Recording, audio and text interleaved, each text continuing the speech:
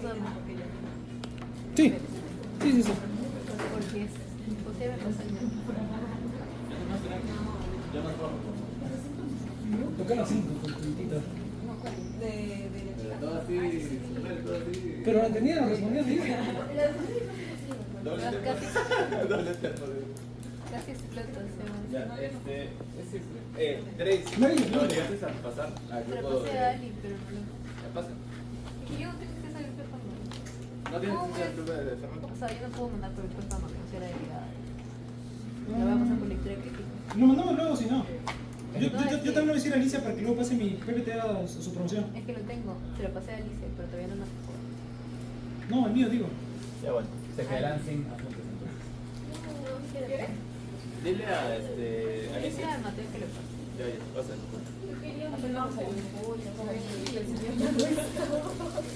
Esa también se puede poner por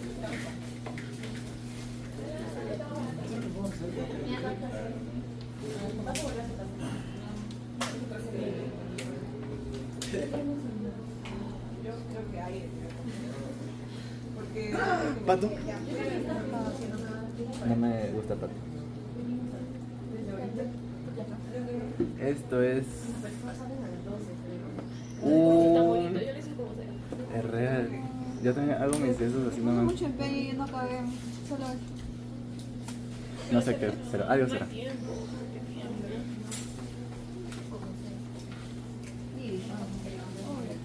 no te la estás? Porque ya no estaba haciendo. No mandaba hacer las Ya.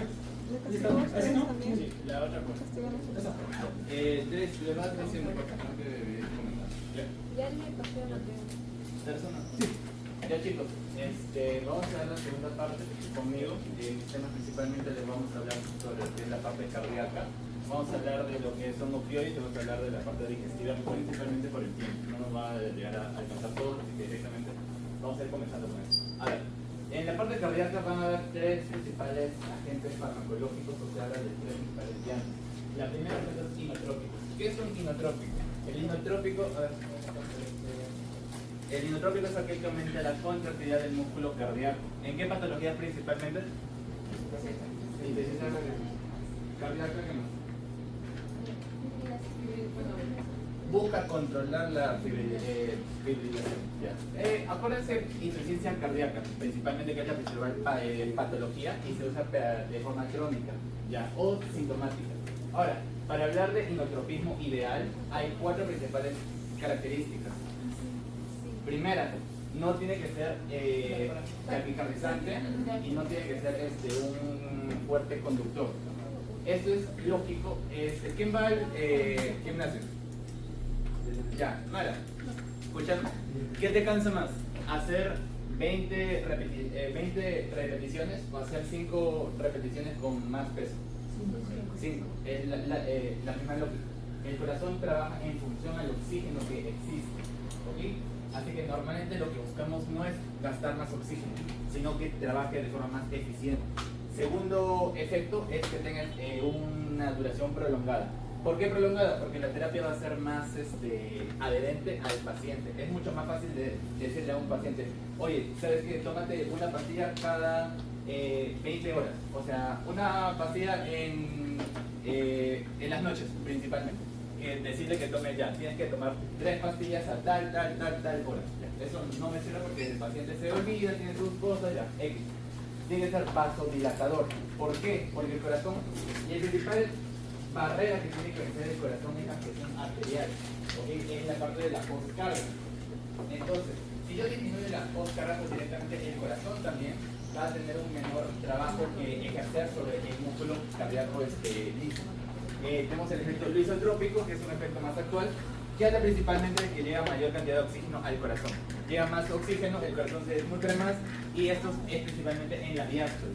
Ahora, en inotrópicos vamos a hablar de 4 principales inotrópicos, pero tienen que entender la clasificación. Se dividen en los que usan AMPC y los que no usan. ¿Quiénes usan? ¿Quiénes usan? Son 2.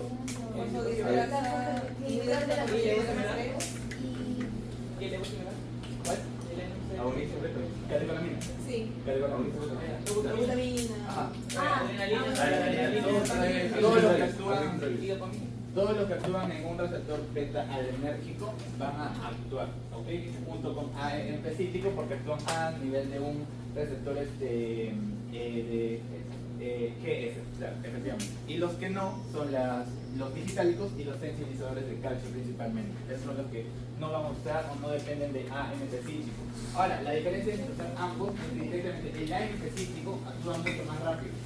¿Okay? Siempre se prefiere los que usan AMP cítrico, tanto agonista beta como inhibidor de fosfodiesterasa 3 para un efecto o cuando tengamos un paciente en un estado de shock, un paciente que tenga algún problema cardíaco severo y tenemos que revertir este efecto. En cambio, los que no dependen de AMP cítrico son un uso más crónico, son una terapia que va a ser activada luego de días, semanas, no es algo potencialmente mortal, es por eso que tenemos más tiempo. Y ahora sí, hablando de los dispositivos cardíacos, también conocidos como los digitales. Ese es el fármaco que más les van a hablar, ¿ok? Es el más común, el que más, siempre es el primero que hablan en TEO. En forma simple, los digitálicos son los que aumentan el calcio a través de la inhibición del transportador. Inactiva una bomba principal. ¿Plumón tienes? Perdón. Inactivan una bomba principalmente. Sodio, potasio, ATPase. ¿Y cuál es la relación con el calcio? Es que Hay más calcio en el celular. Como hay mucho sodio y mucho celulares, no se va a poder. como el NSX Sí, también. Por eso, hay mucho sodio en el celular, por lo tanto ya no se va a poder intercambiar con el calcio, así que también se va a depositar mucho de calcio. el sodio es el que aumenta, ¿no? Y hay un receptor acá conocido como el NSX.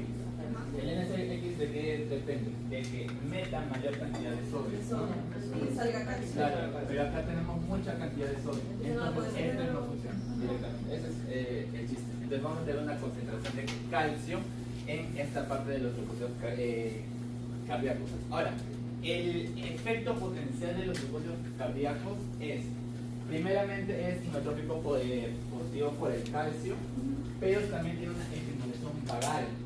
¿Okay? Estimula el vago. Perfecto. Entonces, se habla también de que tiene un efecto cronotrópico negativo y tiene un efecto también cronotrópico. Claro, o sea, bloquea disminuye la velocidad de conducción, pero hay un problema acá. Es vagonotrópico positivo. ¿Por qué? Porque aumenta los iones dentro de las células. Si tú aumentas iones positivos dentro de un miocardio o dentro de una célula miocárdica, se va a hacer muy excitable. Entonces, probablemente tenga un principal efecto adverso, puede ser proarrítmico. ¿Ok? Ese es un efecto atópico que se puede tener. Ahora, dentro de los digitálicos se habla de metabolismo, bueno, el ADME principalmente. El ADME no es tan relativo, ¿ok? Únicamente tienen que conocer la digoxina. La digoxina es el fijo para todo. Tenemos la natocido C y tenemos la digitoxina. La principal diferencia es que digitoxina normalmente no es afectada por alimentos, es mejor tolerada, tiene mayor tiempo de vida media, pero no es tan potente directamente. La natocido C es el que se convierte luego de su metabolismo en digoxina. Además de que digoxina tiene principal eliminación renal. La digitoxina es eliminación hepática. ¿Sí? Acuérdense de esos datos, capaz les pueden preguntar, pero principalmente acuérdense de la digoxina. ¿Okay? Principales efectos que pueden dar. Como dije, digoxina normalmente puede hacer la barrera hematoencefálica y actuar a nivel del sistema nervioso central. Es por eso que actúa o estimula lo que es la parte del vago. Si no llega únicamente al vago, pues también puede llegar a otras partes. Por ejemplo, tiene efectos en lo que es la parte ocular. Tiene dos efectos oculares. ¿Alguien sabe? Xantomas y también habla de escotomas. Los escotomas son dentro de la visión, vas a ver como una mancha negra. ¿Ok? Y los xantomas es que directamente tu visión cambia o tiende a cambiar de color. Se habla de un color verde y se habla de un color amarillo. ¿Sí? También habían mencionado que por su efecto plasmotrópico es excitable, ¿ok? Hay un efecto proarrítmico, hay una arritmia específica llamada el bigeminismo. Claro, es un signo de intoxicación epitálica. El bigeminismo se habla de que es una extrasístole en la parte ventricular. O sea, tienes tu sístole normal, pero luego de las ondas normales que sean, pues normalmente aparece una extrasístole que son atópicas. Ojo, las extrasístoles son fisiológicas. Muchas veces cuando tú haces un deporte que te tiende a aumenta la frecuencia cardíaca, es normal ver extrasístoles. El problema está acá, que la extrasístole en estos pacientes no se presentan cuando tienen un problema o bueno, cuando hacen ejercicio, sino que se presentan cuando están tranquilos en sus casas. Ese es el principal problema que se tiene. Entonces, no es un mecanismo fisiológico compensatorio como muchos podrían decirles. También se asocia a lo que son cefaleas, insomnios, algo más inespecífico. Puede llegar a la parte de convulsiones también por la parte de los iones, que puede llegar al sistema nervioso central. Habla mucho de un bloqueo AB porque tiene efecto vagal, tanto en la parte de tronotropismo como el tromotropismo, ¿sí? Y quiero destacar acá de los procesos cardíacos algo. Se suele usar también para taquiarritmias, ¿ok? Taquiarritmias principalmente. Pero el problema de esto es que también son contraindicados en un tipo de corazón específico, principalmente lo que es miocardiopatía hipertrófica obstructiva y estenosis aórtica. Son las dos principales contraindicaciones. ¿Por qué? Porque en estas patologías principalmente el problema no es que el corazón no bombee fuerte, sino que el problema está en el llenado cardíaco. Ese es el principal problema. O sea, no llega la suficiente sangre, no llega el suficiente oxígeno para que el corazón pueda bombear de forma eficaz principalmente. Ahora, indicaciones. Ya hemos hablado un poco. Fibrilación auricular. Se habla también de cuando el paciente tenga que tener... ¿Cómo? La paroxística no. Lo vamos a ver. Pero más que todo, fibrilación auricular, lo que es flúter, para controlar lo que son flúter. Se habla mucho del paciente con insuficiencia cardíaca crónica. ¿Sí? Paciente con insuficiencia cardíaca crónica normalmente es un paciente que está sano, no es un paciente que tiene mayor cantidad de síntomas, pero el problema es su corazón o una parte del corazón está dañado y no tiene ese efecto de inotropismo positivo que nosotros tanto buscamos. ¿Sí? Es por eso que esta parte no se contrae de forma eficaz. Entonces, estos pacientes son de elección primeramente para tratar con dioxinas, porque es una terapia que es a largo plazo, no modifica o no aumenta la tasa de mortalidad y no tiene mayor problema en otros sistemas. ¿Sí? Así que directamente se habla de que ayuda en la parte de que es insuficiencia cardíaca crónica. Ya. Ahora vamos a ver los beta agonistas, que se habla de que principalmente son fármacos selectivos principalmente para todo tipo de shock. ¿Okay? Son los fármacos que van a usar cuando el paciente tiene cualquier tipo de enfermedad cardíaca aguda, sintomática. Todo lo que son shocks siempre se tiene que tratar con catecolaminas, porque son los fármacos que actúan más rápido a nivel del corazón. Cuando los das directamente llegan y actúan de forma casi inmediata. El más rápido de los 4 que les han hablado siempre es la adrenalina. Es por eso que como soporte ante un paro cardiorrespiratorio, la primera opción siempre es adren. ¿Sí? Pero como inotrópico ideal, el más ideal que se tiene es dobutamina. ¿Alguien sabe por qué?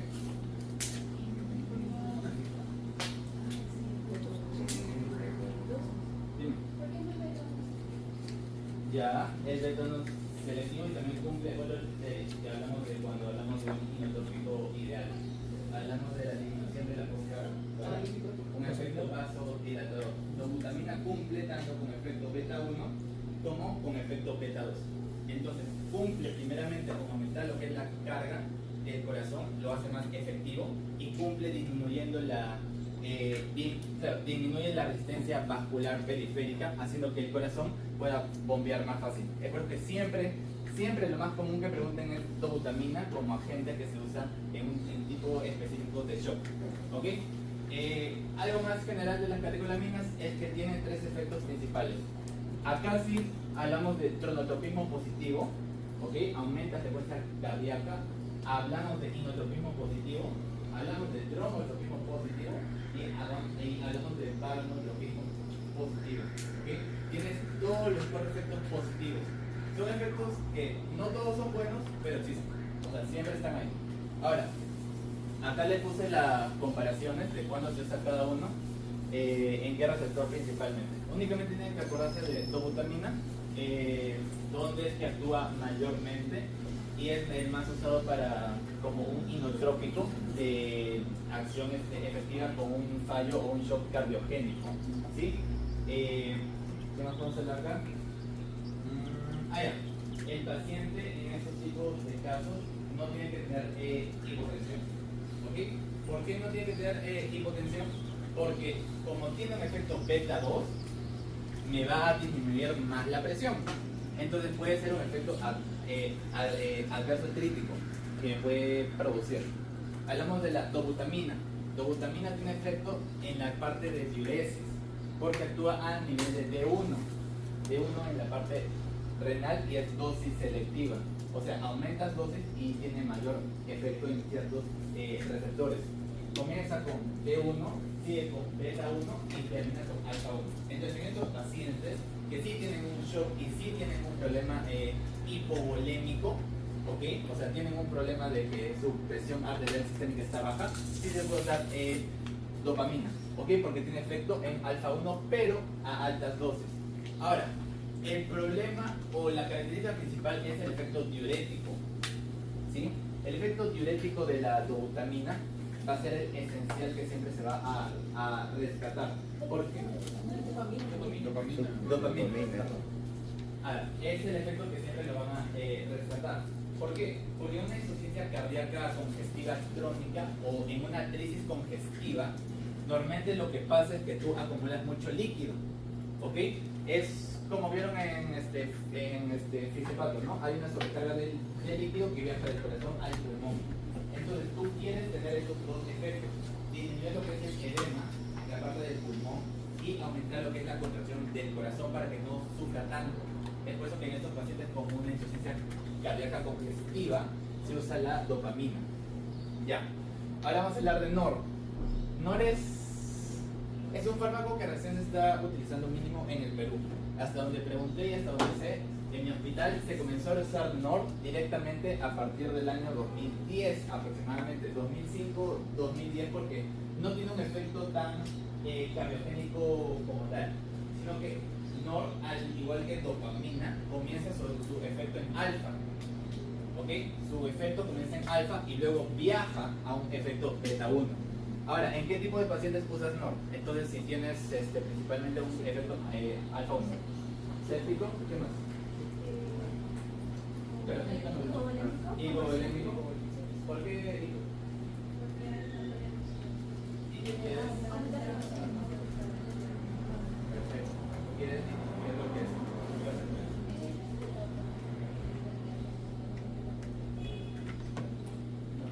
Porque directamente hay, como vieron en diuréticos, hay tratamientos que mejoran directamente la mortalidad y lo que es la tasa de vida media. Entonces hay fármacos que pueden alargar esta vida y tienen un poco de sí, pero siempre está el efecto ahí. Ya, NOR habla de alfa, ya. Y tienen que acordarse que NOR normalmente se inactiva en un pH ácido, ¿ok? Porque es alcalino, al igual que la epinefrina, ¿sí? Epinefrina también es característico, principalmente para qué tipo de shock. Anafilaxis. ¿Por qué? Se pasó para el ¿Ya? ¿Qué más?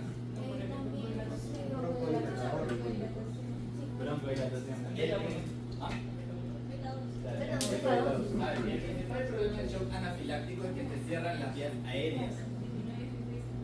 Eso, disminuye el efecto de la histamina también. Ahora, el problema de la histamina y de cerrar las vías aéreas es que directamente disminuye también el oxígeno. Pero este es un oxígeno más global, o sea, disminuye el oxígeno en todo el cuerpo directamente. Entonces acá buscamos recuperar este efecto del músculo liso principalmente. Ya, como un resumen directamente, hablamos de estos fármacos como una parte rápida, un efecto rápido en estado de shock o estados de bajo gasto cardíaco, ¿sí, no? Por la parte de AMP cíclico principalmente. Persona, pasa. ¿Listo? Sí, ya. Ahora vamos a hablar de los inhibidores de fosfodiesterasa 3 que son catalogados principalmente como segunda línea si en caso el paciente no responde a un beta bloqueador, no, a un agonista beta. Agonista beta, los que vimos. Claro. O sea, al misma forma como actúa como en AMP cíclico, el AMP cíclico es el efecto rápido. Es un caso agudo. Siempre de primera línea, porque tiene un efecto mucho más rápido, se usan los agonistas beta. Si en caso el paciente tiene un proceso de tolerancia, porque también existe el down regulation en estos pacientes, tienen una tolerancia que si lo usan de forma ya crónica, porque hay terapias, principalmente para temblores que he visto, que se usan antagonistas y agonistas beta. Si ya el paciente tiene una tolerancia, el inhibidor de fosfodiesterasa 3 es una muy buena opción. Funcionan de la misma manera prácticamente, pero en este caso, si tú inhibes fosfodiesterasa 3, pues aumenta lo que es el AMP cíclico y bueno, me da todo el efecto que yo también tengo, ¿no? El AMP cíclico. Los efectos principales están ahí, principalmente es fluidotrópico, aumenta lo que es la diástole, el oxígeno en la parte cardíaca, es un potente vasodilatador. ¿Por qué es vasodilatador? Porque el AMP cíclico en el músculo liso vascular lo que hace es principalmente dilata. Esa es la única lógica. Y aumenta contractilidad porque también tiene efecto en la parte cardíaca. Se conoce como un inotrópico positivo. Ahora, hay dos principales fármacos acá. La mirrinona, no.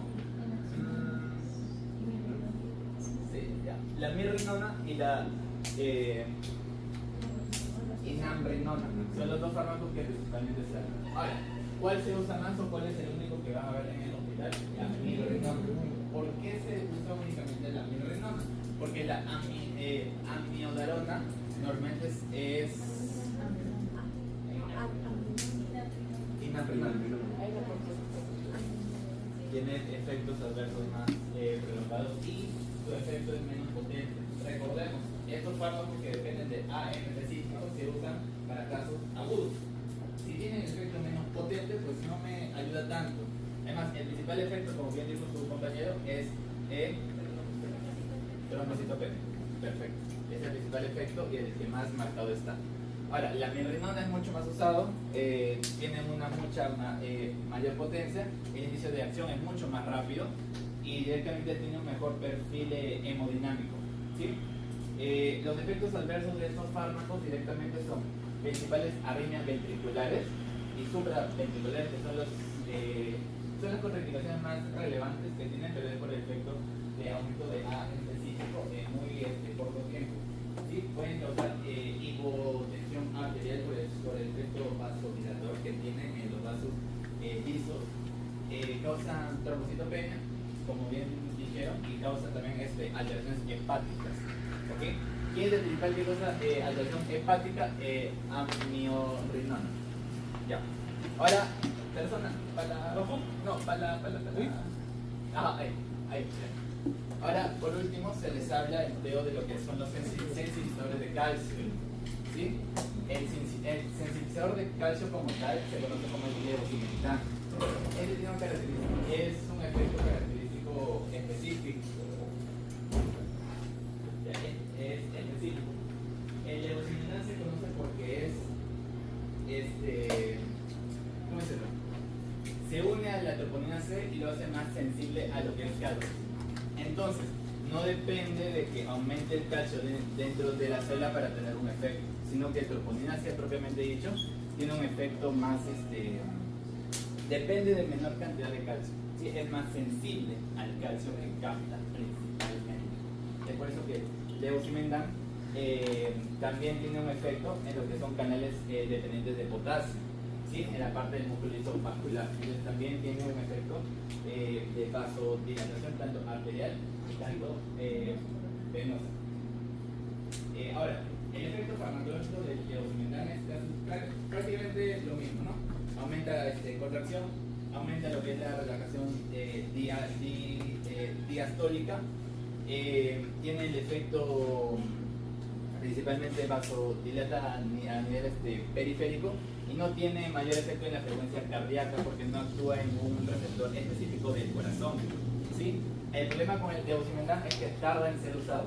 O sea, el efecto demora hasta llegar al corazón, hasta llegar a la troponina C, es un efecto bastante tardado. Entonces, el levosimendan se caracteriza principalmente por un efecto en especial que es anti-aturdimiento. ¿Quién sabe qué es ese efecto?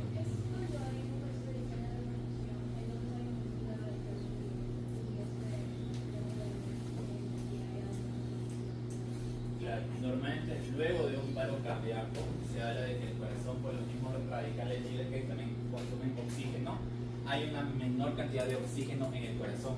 Entonces el corazón, digamos, se despierta luego de un paro y no encuentra el oxígeno suficiente para mantener su actividad principalmente. Es por eso que se habla que el levosimendan normalmente no actúa al nivel del oxígeno, sino actúa al nivel directamente de la troponina C y por eso se le conoce como un cardioprotector, únicamente posterior a lo que es un infarto cardíaco. Hay otro tipo de fármacos que los mencionan como los misceláneos, que es el omegantil. No lo ven mucho en clase, pero quiero destacar algo. El omegantil directamente es un activador de lo que es la miocina cardíaca. No depende de una activación por ATP, no depende de una activación por otro tipo de moléculas. Acá directamente lo que se busca es prolongar la sístole sin aumentar lo que es la frecuencia cardíaca y lo que es el consumo de oxígeno principalmente. Persona, vamos. ¿Acá? Hazlo verdad. ¿Ahí? Sí, solo lo voy a explicar ya, chicos, acá, no sé, Grace, llegaste a hablar de esto. Ya, chicos, les dejé dos cuadros para que comparen, ¿ok? No les voy a explicar los dos cuadros porque es lo mismo que hemos estado hablando. Son cuadros que yo usé cuando estaba en fármaco y son para comparar los efectos que tenía cada uno. ¿Cuál es más potente? ¿Cuál es menos potente? ¿En qué caso se usa? O sea, todo lo que hemos visto, todo está acá. ¿Sí? Si quieren darle una repasada, ahí se lo. ¿Te das una cosa? ¿La siguiente? Sí. Ya. Ahora sí, vamos a hablar de los anti-anginosos. Esta entonces es neutro más que inotrófico. A ver,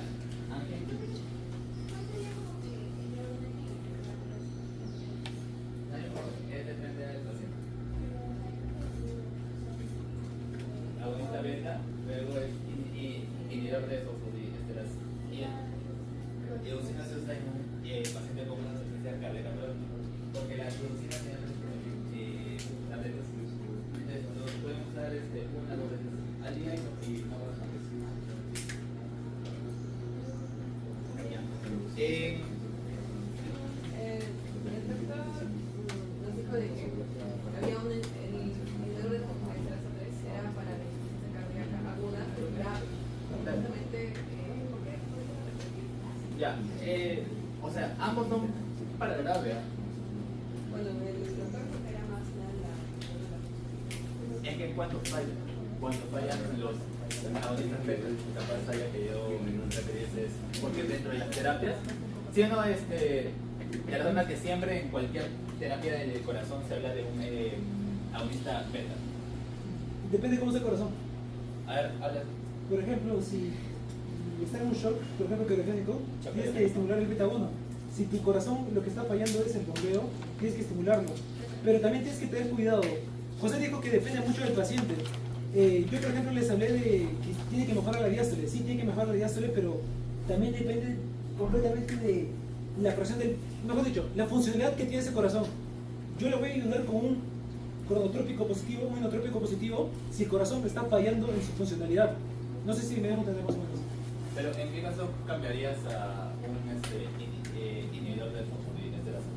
Yo lo cambiaría cuando falle directamente. ¿Refractario? No, cuando me falla el agonista beta, Claro. cuando no me responde por un proceso de tolerancia o que el paciente Refractario. no responde. Ajá. O sea, siempre vas a ver en guías, porque yo digo el último capítulo del 24 siempre te habla de un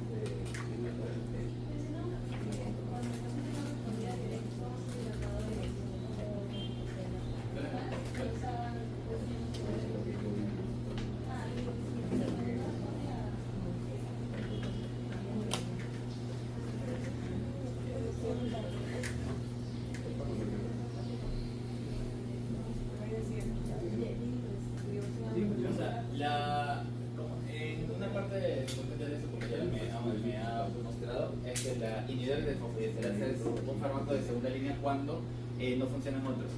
Habla de diurético, vasodilatador y dioxina. Okay, son casos refractarios principalmente, pero son casos agudos, críticos, porque funcionan con AMP principalmente. ¿Sí? Claro, pero si en caso tienes un proceso ya crítico, o sea, la insuficiencia cardíaca puede pasar de crónico a agudo si en caso se suele tapar o el corazón no puede funcionar bien. De crónico a agudo es complicación. Claro. Cuando se complica. Claro. En cambio, la digoxina se usa más para cuando es crónico.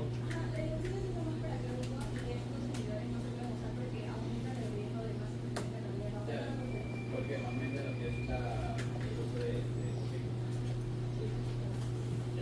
¿dudas? Ya.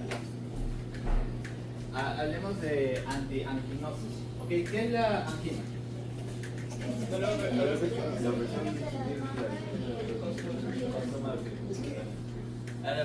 Isquemia.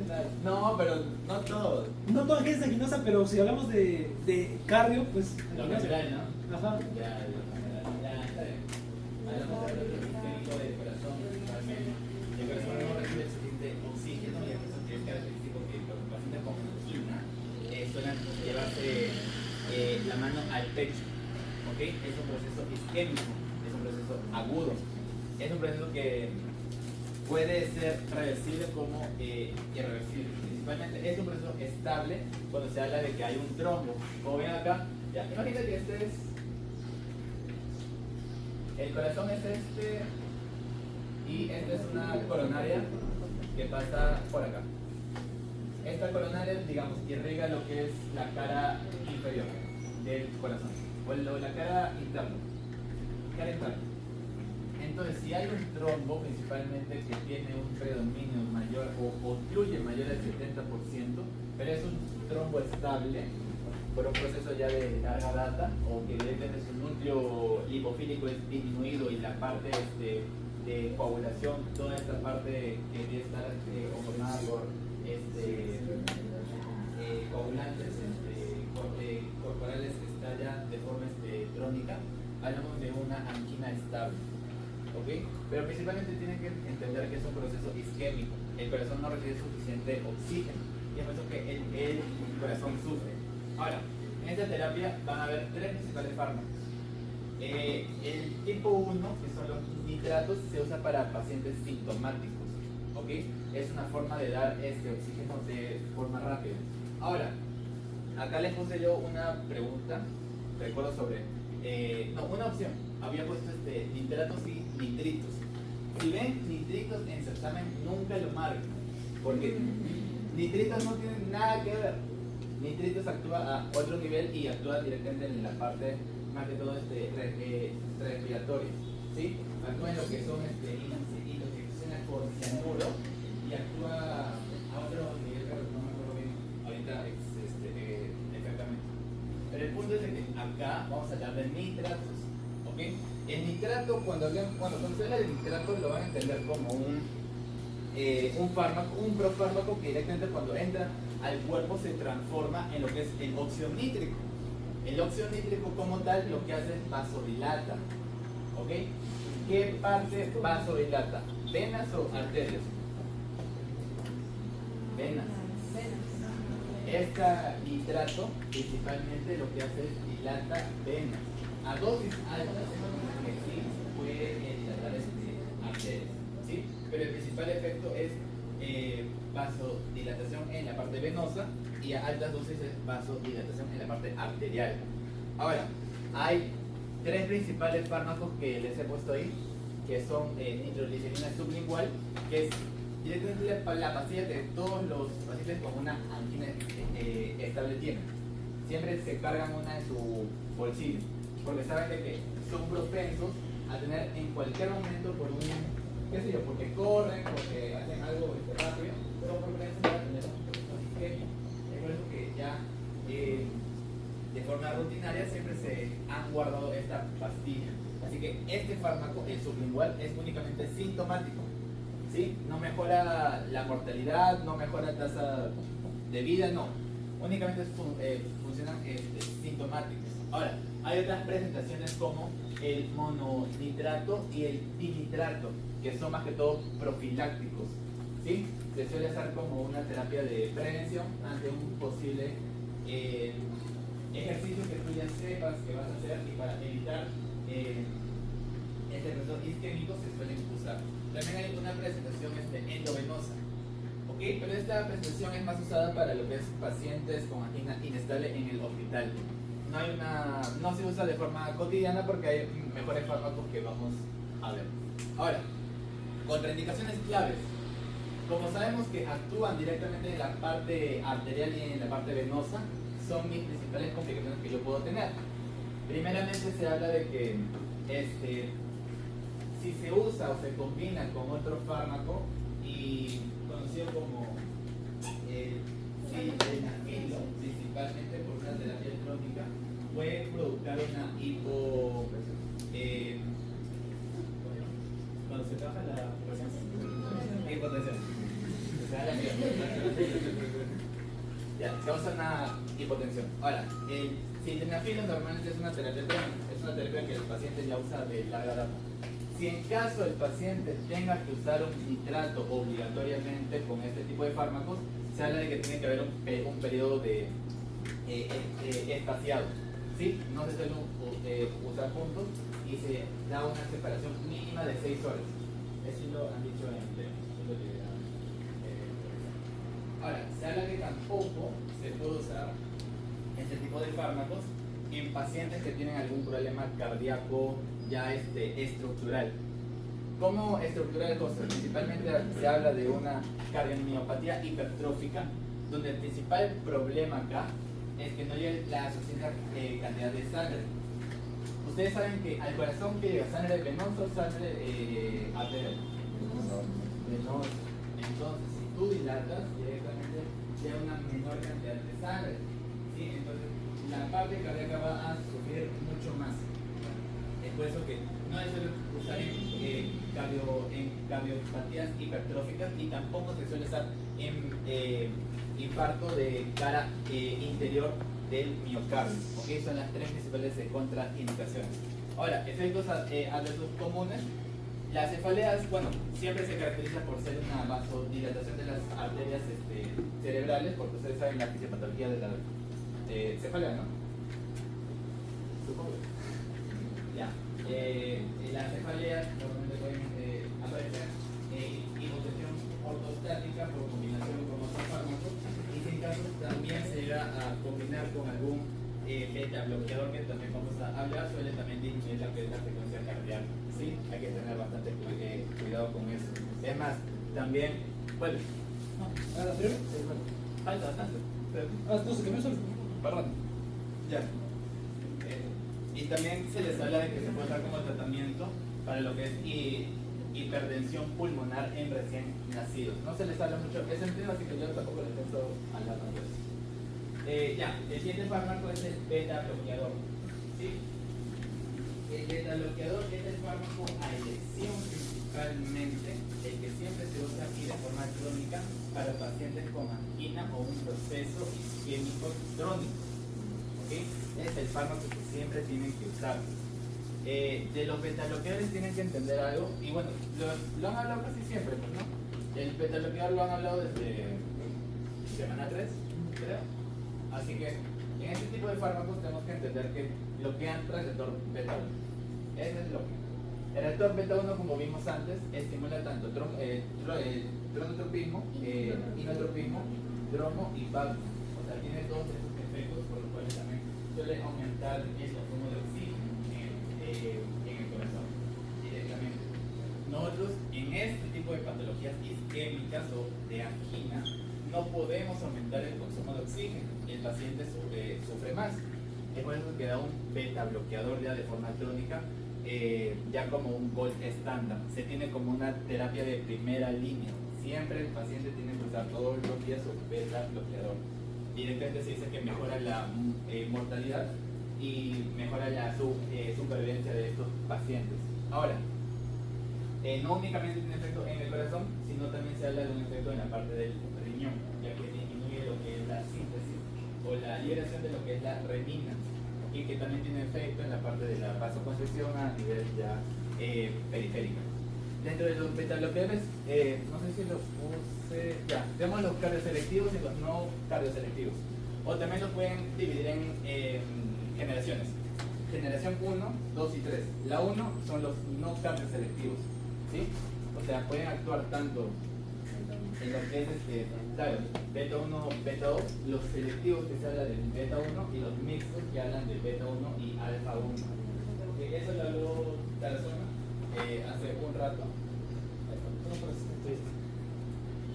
Dentro de los no selectivos o de la primera generación siempre se va a hablar de propanolol y nadolol. Son fármacos que no se usan. ¿Okay? La primera generación como tal no se suele usar.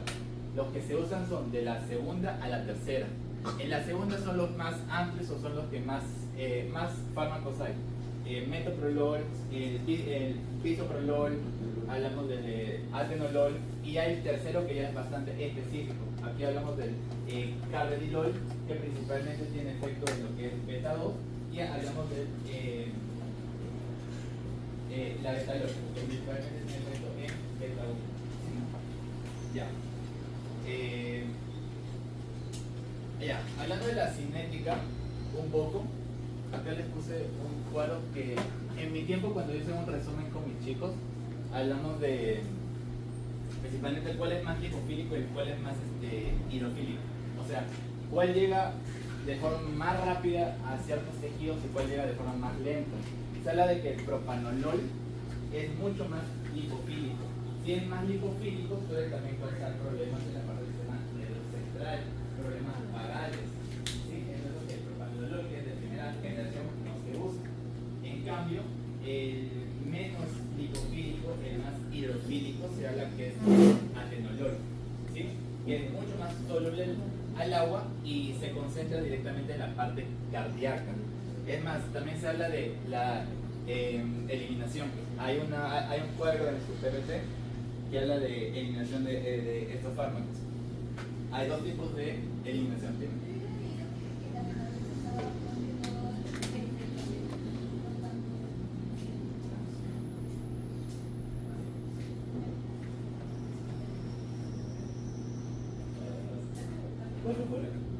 Atenolol más periférico.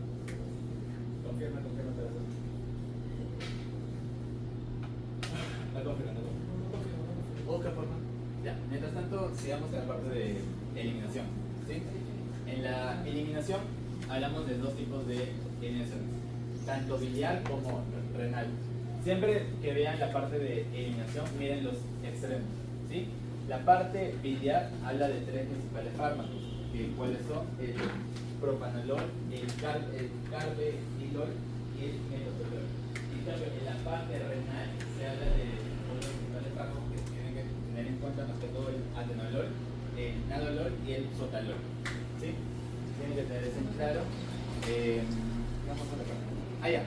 Las indicaciones, pues ya he dicho, una angina estable crónica es la terapia gold estándar que siempre se usa para mejorar lo que es tasa de vida media y disminuir lo que es la mortalidad.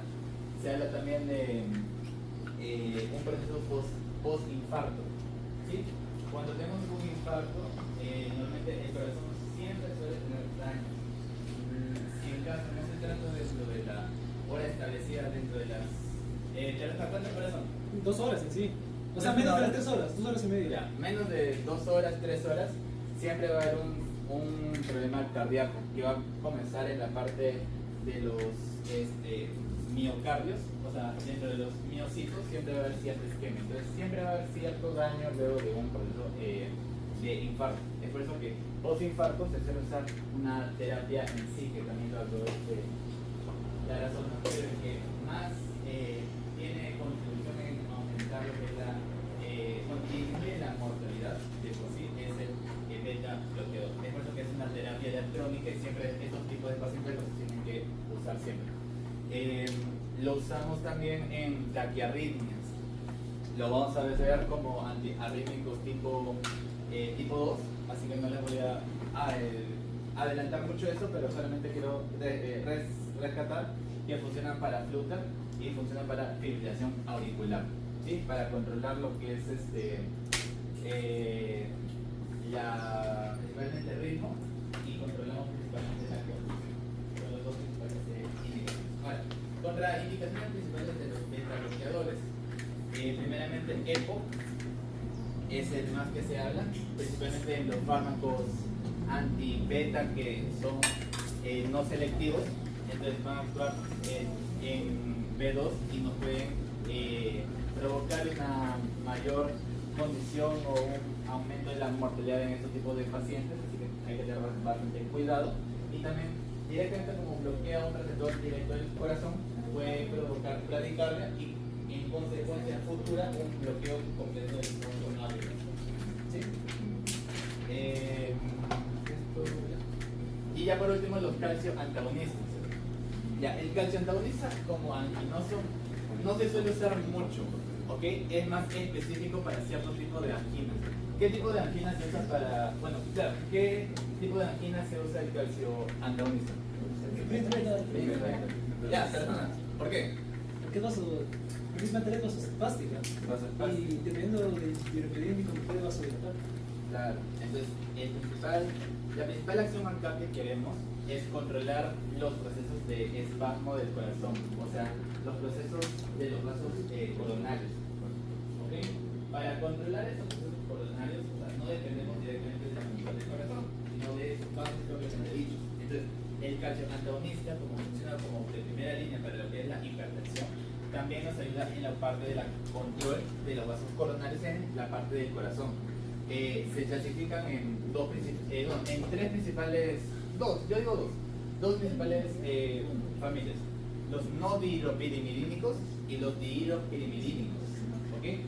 El dihidropirimidínico es el que se usa principalmente para hipertensión. ¿Por qué? Porque actúa a nivel de bases. Exacto, actúa a nivel periférico más que todo. Pero los no dihidropirimidínicos tienen efecto principalmente en el corazón. Ahora, hay una familia específica conocida como las benzodiazepinas que actúan tanto en el corazón, diltiazem, actúan tanto en el corazón como en lo que es los vasos periféricos. Entonces, solamente quiero que recuerden que estos dos, los no dihidropirimidínicos, van a actuar en el corazón, solo que siempre se van a usar en un proceso de angina Prince-Metal. ¿Sí? Acá podemos hablar principalmente de voy a soltar datos. El amlodipino, que es principalmente para la parte de hipertensión, se da una vez al día. ¿Sí? Es el fármaco con mayor prolongación y tiene una mejor adherencia a la terapia. ¿Ah? Amlodipino, una vez al día, por favor. Nifedipino es también el dihidropirimidínico, pero es un dihidropirimidínico que tiene acción más rápida. ¿Sí? Se usa para controlar crisis de hipertensión arterial en ciertos casos. Verapamilo ya propiamente hablamos como un agente en lo que es angina Prince-Metal. Tiene que acordarse que tiene un alto espectro de pasar por metabolismo de primer paso. Entonces su terapia suele estar bastante condicionada a la parte hepática. Y por último tenemos el diltiazem. El diltiazem tiene que acordarse de eso, es efecto mixto y tiene acción moderada. Además que el diltiazem inhibe 3A4. ¿Sí? Tiene que tener bastante cuidado con eso, si en caso se usa como una polifarmacia con otros fármacos. Las indicaciones, pues propiamente dicho, ya les he hablado. Así que un repaso de todo. A ver. Sí. Para la angina estable, siempre usar beta bloqueador. ¿Sí? La primera línea es metoprolol y atenolol. Angina inestable preinfarto, que es un síndrome coronario agudo, se usan tres cosas: tratamiento para el dolor, tratamiento para la falta de oxígeno y tratamiento para romper el coágulo. Como bien dijo Tarazona, para romper el coágulo, el coágulo principalmente es alteplasa principalmente, pero también se suele acompañar con lo que es aspirina y clopid en primera línea. Para el dolor se usan dos principales fármacos: paracetamol también de primera línea, y si en caso no calma con el paracetamol, se da morfina. Y ya para ayudar a lo que es la parte del oxígeno, de primera línea sintomático se usan los nitratos, ¿ok? Nitratos para aumentar la parte del oxígeno de forma rápida. Ya, ese es, ya. Y Prince Metal usamos, ya hablé, del calcio antagonista, verapamilo o diltiazem, puede ser cualquiera de ambos. Y para un proceso sintomático, siempre hay un proceso sintomático, hablar de nitratos. ¿Sí? Sí pasa. Ya. Ahora vamos a hablar de los antiarrítmicos. Quiero que se centren en dos principales cuadros: este y este de acá. Este vamos a hablar de la clasificación como tal de cada tipo de antiarrítmico, y este vamos a hablar de los principales fármacos que se usan en los principales tipos de arritmias. ¿Sí? Yo siempre lo he intentado dividir en qué fármaco tengo que usar de primera línea o de primera mano cuando tengo un tipo específico de arritmia. Así que siempre me ha gustado dividirlo a mí en clasificación y en tipo de arritmia. Esto ya de forma un poco más rápida. Voy a hablar principalmente de los tipos de arritmias por el tiempo. ¿Ves? Sí. Por el tiempo no me va a dar para hablar de todo, así que quiero que entiendan para qué tipos de arritmias se usa cada tipo de fármaco. ¿Sí? Esto sí les van a preguntar. O sea, les van a dar un tipo de arritmia y ustedes van a decir qué fármaco de primera opción tienen que usar. ¿Sí? Así que estos son los 7 principales tipos de arritmia que tienen que tener en cuenta siempre. Primero y el más común de todos: flúter o fibrilación auricular. Realmente estos pacientes les vamos a poner un caso clínico que vienen al consultorio, están tranquilos, pero les sacan un EKG, y en el EKG muestran un aleteo en la parte de la aurícula, principalmente. ¿Sí? Estos pacientes no tienen mayor sintomatología posible, porque suelen tener una vida tranquila, no suelen saber nunca que tienen algún tipo de fibrilación auricular, y muy pocas veces llevan a lo que es un infarto o a un paro cardíaco. El problema de estas arritmias principalmente es que suelen formar coágulos. Es el principal problema. Forman coágulos a nivel de las aurículas y pueden viajar a toda la parte periférica. Ese es el principal factor de mortalidad. Entonces, para el flúter tenemos que controlar dos cosas. Primero, lo que es la frecuencia cardíaca de la aurícula, que lo primero que se usa son beta bloqueadores, pero también se pueden usar antagonistas de calcio. ¿Ok? Y el otro es para controlar lo que es el ritmo, para controlar lo que es la conducción. Se puede usar flecaimida, se puede usar amiodarona. ¿Sí? Ahora, la dioxina también está presente en este tipo de arritmias, pero la dioxina únicamente se usa en caso el paciente ya tenga una insuficiencia cardíaca. Si la insuficiencia cardíaca se suma con esta flúter o fibrilación auricular, tu primera opción siempre va a ser digoxina, porque controla tanto la parte de la frecuencia cardíaca y controla la parte de la conducción. Exacto. Y tienen que entender una cosa, principalmente los tipos 1C, que son flecaimida y son propafenona, son útiles siempre y cuando el corazón no tenga daños. ¿Ok? Si el corazón estructuralmente está bien, se suelen usar este tipo de fármacos. Si el corazón está estructuralmente mal, por un proceso isquémico, por un proceso tiene, no sé, ¿cómo? Pero o sea, si el corazón no está bien de por sí, nunca usar flecaimida. ¿Sí? Si no, Lidocaína principalmente. Ahorita vamos a hablar de la lidocaína, que también es importante. Ya.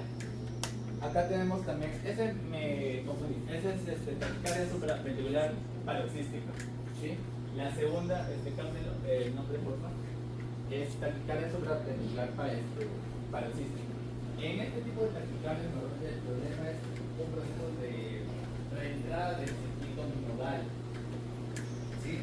Hay un proceso de reentrada, hay un proceso de vía accesoria. Entonces tenemos que suprimir esta vía. ¿Cuál es el primero que se usa? Adenosina. Siempre adenosina. ¿Sí? Esa es la primera opción. La segunda opción son antiarrítmicos o de la clase 2 o de la clase 4. También suelen funcionar bastante bien. Ahora, como primera línea o de primera mano, si es que no tienes fármacos a la mano, pucha, no estás en un hospital que haya los fármacos que tú quieres, también podemos dar maniobras vagales, ¿sí? En estos procesos. Masaje carotídeo principal. Hay varios, pero el más principal es el masaje carotídeo. Ya, Wolff-Parkinson-White. El Wolff-Parkinson-White es un tipo de fibrilación auricular, ¿sí? Es un tipo de arritmia específica, principalmente por tener una vía accesoria. También. Entonces, acá siempre de primera línea y siempre lo que se dice es que tenemos que estar proteína intravenosa. ¿Sí?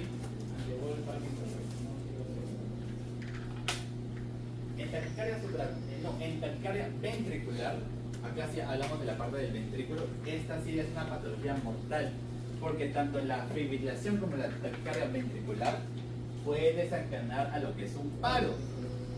¿Sí? Puede llegar a lo que es un paro, que eso ya te mata y ahí quedas. Entonces, lo que buscamos directamente es un fármaco rápido, un fármaco de primera línea. Acá se habla mucho de lo que podemos usar es amiodarona, lo que son fármacos de tipo 3, y en caso la fibrilación ventricular o la taquicardia ventricular sea posterior a un infarto, porque el infarto suele provocar taquicardias ventriculares mortales, se puede usar el tipo 1B, que principalmente es la lidocaína. ¿Sí? Siempre acuérdense de esto, siempre lo hablo. Cuando se habla de un proceso post-infarto dentro de la cirugía, normalmente la lidocaína se caracteriza por ser un anestésico estabilizador de membrana. ¿Sí? Se suele usar en anestesia, principalmente porque estabiliza la membrana y en cualquier operación cardíaca suele prevenir estos tipos de arritmias que son mortales. Pero ya si tienes un proceso post-infarto, ya de larga data, ahí sí no se usa lidocaína, pues porque la lidocaína llega al sistema nervioso central, te duerme, te hace estar somnoliento, entonces lo que se usa son beta bloqueadores. ¿Sí? Ahora, el otro ya es el paro cardiorrespiratorio. ¿Ok? Esa es la consecuencia morsal de la taquicardia y la fibrilación ventricular. En un paro cardiorrespiratorio no se da fármaco como tal, sino de primera línea tenemos que estimular al corazón. ¿Sí? Le estimulamos mediante el proceso de masajes, siempre masajes o apoyar la cardioversión es apoyar la reanimación del corazón. ¿Desfibrilación? La desfibrilación, principalmente esa es la terapia. ¿Cuándo usamos fármacos? Cuando ya hay un ritmo. ¿Qué fármaco se usa de primera línea? Epinefrina. Siempre. Ante un paro cardíaco, para apoyar lo que es que el corazón vuelva a latir, siempre se usa adrenalina con su efecto más rápido y más potente que suele tener en el corazón. Siempre. Ahora, acá tenemos dos tipos de tortadas de Points. Existe la tortada de Points congénita y existe la tortada de Points adquirida. La congénita normalmente se trata principalmente con beta bloqueadores. ¿Ok? Principalmente propanolol, nadolol, y la adquirida siempre, esa es fija que siempre han preguntado, se da con magnesio. ¿Ok? Sulfato de magnesio, siempre en tortada de Points. ¿Y cuándo pensamos en tortada de Points? Principalmente cuando alargamos QT. Siempre. El alargamiento de QT siempre es el primer factor de riesgo para padecer una torzada de Points. Siempre ténganlo en mente. Ahora, he leído preguntas en su banco que habla de una cardioversión. ¿Ok? La cardioversión, propiamente dicho, es un proceso que hace, bueno, es un procedimiento médico que directamente busca restaurar lo que es restaura lo que es el ritmo cuando el corazón o cuando el cuerpo está hemodinámicamente inestable. Ahora, la cardioversión no se usa en todo tipo de pacientes, sino únicamente en 4 tipos de fibrilaciones. En lo que es flutter, en lo que es fibrilación auricular, taquicardia supraventricular paroxística y se usa en taquicardia ventricular con pulso. ¿Sí? Son las 4 principales razones para usar una cardioversión. Flutter, fibrilación auricular, taquicardia supraventricular paroxística y taquicardia ventricular con pulso. Son los 4 momentos donde yo puedo usar una cardioversión. ¿Ya? ¿Sale el paciente? Sí. Porque ya... Ay, sí, ya mucho. Banco. No, banco no. Es que voy a demorar mucho. ¿Qué hacer? Ah, opioides. Sí, eso. Sí, porque mire, eso Sí, sí, dos- sí. Ya. Ahora sí vamos a hablar de opioides. Sí, como tal. Opioides es el segundo tema que suelen más preguntar junto con AINES y con los tabaco. ¿Sí? Opioides es más corto. De por sí. Opioides no va a ser el opioides. Cuando hablamos de opioides vamos a hablar de una sustancia que acciona o estimula un receptor opioideo. Es simple. Se clasifican en tres principales, no, se clasifican de 2 formas, según su composición química y según su mecanismo de acción. Cabe destacar antes que los opioides, dentro de la escala del dolor, siempre se usan cuando son moderada severa. ¿Sí? Es la principal indicación de usar un opioide o directamente cuando un AINES falla. Ahora, en la clasificación según la estructura química, se habla de los naturales, semisintéticos y sintéticos. Dentro de los naturales hay 3 como tal. Morfina, se habla de codeína y se habla de tebaína. La morfina es el más famoso de todo. Siempre se usa. La morfina es como el gold estándar de todos los opioides, propiamente dicho. Se usa posteriormente a golpes, se usa post cirugía, se usa de varias formas. Y hay varias presentaciones también de morfina. ¿Sí? Tenemos la codeína también. La codeína es, ¿cómo decirlo? Es un décimo de potente que el opioide.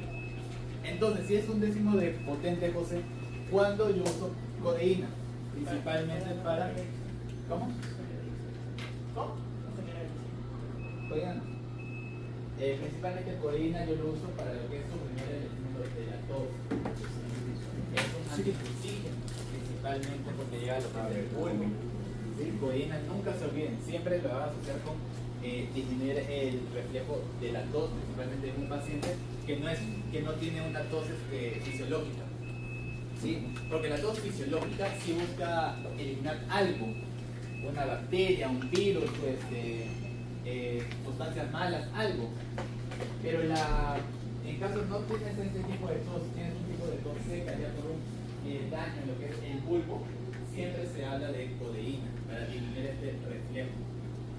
Y la siguiente es tebaína, que no se usa clínicamente, pero de la tebaína es que nacen otros fármacos semisintéticos y sintéticos. Ahora, los semisintéticos tienen mitad natural y mitad sintético. Es lo que pasa. Acá se habla de la heroína, que es el opioide con mayor adicciones, es el que tiene mayor tasa de adicción porque tiene una muy alta permeabilidad a lo que es el sistema nervioso central, tiene que llegar de forma muy rápida, de forma muy potente a lo que es el receptor MO. Se habla también de la oxicodona, que es la derivada de la tebaína. Se habla de hidroximorfina, que se habla que es de 3 a 4 veces más potente que la morfina, pero es más segura que esta siempre y cuando la morfina haya fallado primero. ¿Sí? Hablamos de la buprenorfina, que la buprenorfina tiene una característica especial, que es agonista antagonista. ¿Qué tipo de agonismo tiene que receptor. Buprenorfina. Muy capaz tenía. Ya, ¿cuál es en cada uno? Creo que era agonista de uno y agonista de capaz. Ya, y en caso sea al revés, ¿de qué fármaco hablamos? Sí, había. Pentazocina. Siempre imaginen buprenorfina con pentazocina como que son antónimos, o sea, tienen un efecto contrario.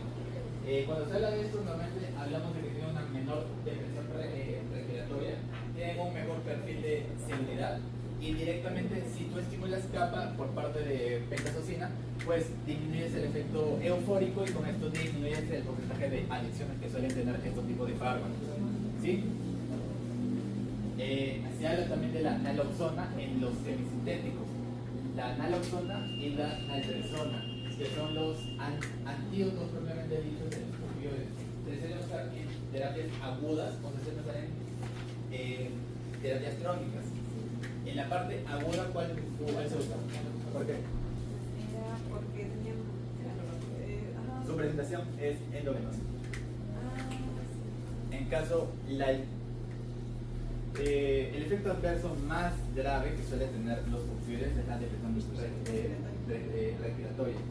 Entonces, si tú tienes una intoxicación por esta, tú siempre das de forma rápida naloxona, porque tiene la presentación endovenosa y revierte rápidamente este efecto y evita lo que es el paro respiratorio. La naltrexona es una terapia más a largo plazo. En caso el paciente ya sufra una adicción con opioides, se suele usar como una coterapia, como una terapia que ayuda a disminuir este proceso de adicción principalmente. ¿Sí? Ahora hablamos de los sintéticos, hablamos de la fentanilo, que es el que más he visto yo y el que más lo usan en la parte operatoria. ¿Alguien sabe por qué usamos fentanilo?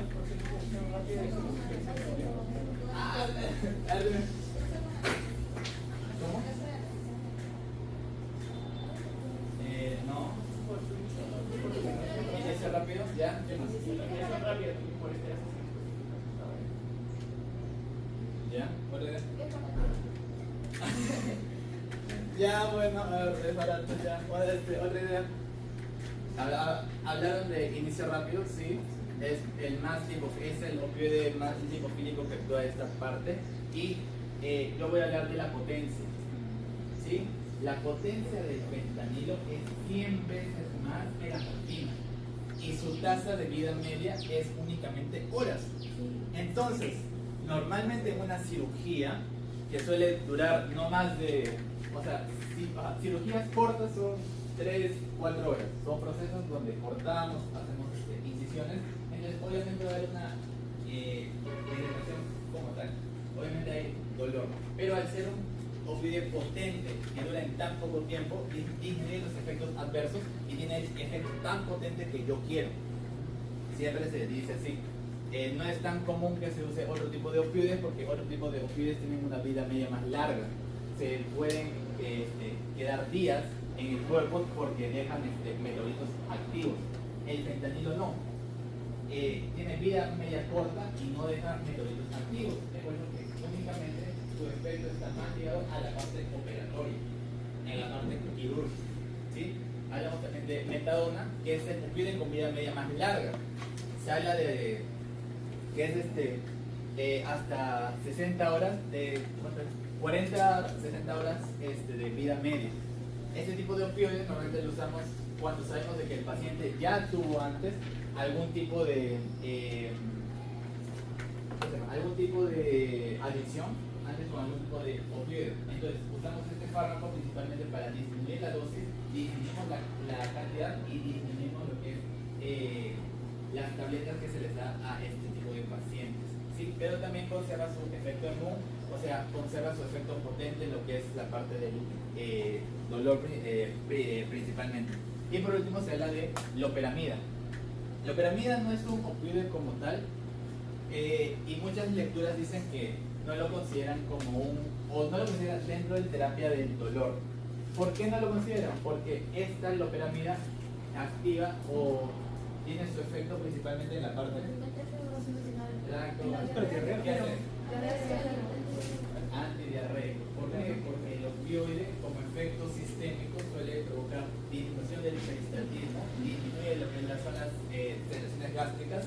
y aumenta lo que es tono del recto. Tiene un nombre, tono del esfínter interno anal, ya, algo así. Ya, algo así. El punto es el que me ayuda a disminuir la motilidad gástrica. Encuentro que se me hace como antidiarreico, que también lo vamos a ver en un rato. Ya, esa es la parte de transitación por químicos. Ahora vamos a ver la parte de la transitación mediante el mecanismo de acción. Existen los puros y los parciales. Puros es que tiene efecto del 100%. Cuando se habla de puro, se habla de que es un opioide que no tiene techo. ¿Qué opioides no tienen techo? Ejemplos. Mala, estás muy feliz. Ya, morfina. Normalmente todos los que son encima de morfina, en esta tabla, todos los que son arriba de morfina normalmente se asocia a que no tienen este techo. ¿Ok? Así que tienen que tener bastante cuidado. Normalmente si damos más dosis, da mayor depresión en todos los sistemas. Y el sistema más peligroso sobre todo debe venir en la parte respiratoria. Así que damos que tener bastante cuidado. Los parciales se hablan de que tienen un efecto techo. ¿Sí? Son fármacos que no tienen el efecto 100% que se busca en un fármaco, pero me dan la protección de techo para no llegar a esta depresión respiratoria que muchos fármacos suelen llegar. ¿Sí? Hablamos también de los agonistas antagonistas, que ya lo hemos hablado principalmente con buprenorfina y lo hablamos con pentalorfina, cada uno en cada receptor. Ahorita vamos a hablar de los receptores para ver cuál es el beneficio que me da un receptor de otro. ¿Okay? Hablamos de los agonistas mixtos. Son opioides que no únicamente afectan la parte de los receptores opioides, ¿sí? Principalmente, dilo, tramadores. ¿Qué otro mecanismo tiene? Ya, ya. El tramal siempre se habla, ¿sí? Normalmente se usa el tramal, no porque tenga un efecto analgésico potente, porque el tramal, miren, como ven, es menor que la morfina. El tramadol está acá, es 0.1 de la morfina. Entonces no se suele usar como una terapia aguda. O sea, no se suele usar como que el paciente viene con un dolor intenso y tú le tienes que dar un fármaco opioide. Ya, el tramadol no es una opción como tal. El tramadol se suele usar o se asocia a dolores crónicos o de dolores neuropáticos, porque aumenta lo que es disminuye la sensibilización o aumentan las vías descendentes, principalmente por parte de serotonina y noradrenalina, principalmente. ¿Sí? Son fármacos que se suelen en estas dos vías, que también lo vamos a hablar en un rato. Y por último tenemos los antagonistas, que bueno, ya lo hablé en la parte de tenemos la neurosoma y la neurosoma. Ya. Quiero rescatar este cuadro de acá. ¿Sí? Vamos a hablar de mu y kappa, principalmente son los dos fármacos que principalmente quiero que vean y que sepan. ¿Sí? Mu es el efecto que más se habla. ¿Por qué siempre se habla de mu? Porque mu es el que tiene el efecto más potente en analgesia. ¿Sí? Si yo quiero efecto analgésico potente y rápido, siempre busco mu. Es la primera opción que tengo que buscar siempre. Ahora, el problema con mu es lo siguiente. Es que además de provocar alta analgesia, provoca alta potencia en lo que es la parte eufórica, principalmente por dónde está situado. Mu se caracteriza mucho por estar en lo que es bulbo, en lo que está bulbo, tronco y sistema límbico. En la parte del bulbo, normalmente, salud, deprime la parte respiratoria. En la parte del sistema límbico se secreta mayor cantidad de dopamina, que es un neurotransmisor que está asociado con la recompensa. Entonces tiene efectos de euforia. ¿Sí? También tiene efectos en lo que es la sedación, tiene efectos en lo que es la disminución gastrointestinal y tiene efectos relativos, porque hay literaturas que dicen que sí, otras que dicen que no, en la parte vascular y en la parte cardiogénica. Sí, habla de una vasodilatación leve, pero está más asociada a la histamina ¿sí? Ya que muchos opioides cuando se inyectan de forma rápida, principalmente la morfina, liberan mucha cantidad de histamina. La histamina, ustedes saben, es una molécula interna endógena que me ayuda a mi parte fisiológica como parte de protección ante distintos alérgicos. Entonces, dentro de esos efectos de la histamina normalmente vasodilata de forma potente, ¿sí? También causa cierta depresión en lo que es la parte cardíaca, principalmente en los nódulos. Eso es lo que quiero que entiendan. Y además que también causa miosis porque actúa a nivel del sistema nervioso central. ¿Qué más rescatar? Ya, todo. Ya, ahora sí, capa. Cuando hablamos de capa, vamos a hablar de dos tipos de lugares que va a estar capa. Vamos a hablar que está principalmente en la médula y se habla principalmente en el hipotálamo. En la médula principalmente es el lugar donde causa analgesia, ¿sí? Y en el hipotálamo principalmente lo que causa capa son alucinaciones. Muchas veces capa se asocia cuando tú das muchas dosis de un fármaco que se une mucho a capa, suele asociarse a alucinaciones no satisfactorias. Es por eso que nace la idea de que capa es un efecto disfórico y disminuye la cantidad de adicción o el porcentaje de pacientes con adicciones relativos a este tipo de receptor. Además que capa suele ser menos analgésico y suele provocar menor depresión respiratoria porque hay mucha menor cantidad de receptor capa en lo que es el bulbo raquídeo. Hay dos receptores más que solo los tienen que tener en cuenta: delta y se habla del NOP. ¿Ok? Delta principalmente se habla que es ubicado en todo lo que es el sistema nervioso central, principalmente en la corteza, ¿sí? Está ligado mucho a lo que es la neuroplasticidad y la capacidad de que el cerebro tiene para adaptarse a ciertos procesos, y se habla mucho para un proceso de analgesia crónica. ¿Ok? José, o sea, ¿puedo usarlo cuando el paciente tiene un dolor crónico y quiero controlar eso? Sí, pero recuerden esto: el paciente que llega a consulta por un dolor intenso, un dolor 10, digamos así, quiere aliviar sus síntomas rápido. Entonces, capa, al tener un efecto bastante lento, bastante tónico, no va a ser de gran ayuda en este tipo de pacientes principalmente. Y por último se habla del receptor no, que no, creo que lo que se habla de que es estimulado por opioides endógenos, pero cuando sea naloxona o naltrexona no los llega a ser un antagonista. Es por eso que hay literaturas que dicen que sí y hay otras que dicen que no. Sigue, ya, el mecanismo de acción de los opioides ya se lo deberían saber. ¿Alguien tiene idea? Mecanismo de acción de opioides. ¿Mediante qué receptor está acoplado los opioides? GI inhibitorio. Si saben qué hace GI, ya saben todo, ¿no? GI disminuye lo que es ANL ciclasa, disminuye ANP cíclico, y el ANP cíclico, que es el segundo mensajero de todo, me da todos los efectos que hay dos efectos principales. Disminuye lo que es la apertura de canales de potasio, antagoniza lo que es la entrada de calcio, y con esto también disminuye lo que es la liberación de neurotransmisores excitatorios, sí, principalmente el glutamato, y se habla también de sustancia PEP. Sí, esos dos neurotransmisores normalmente lo que hacen es sensibilizar la vía ascendente del dolor. ¿Sí?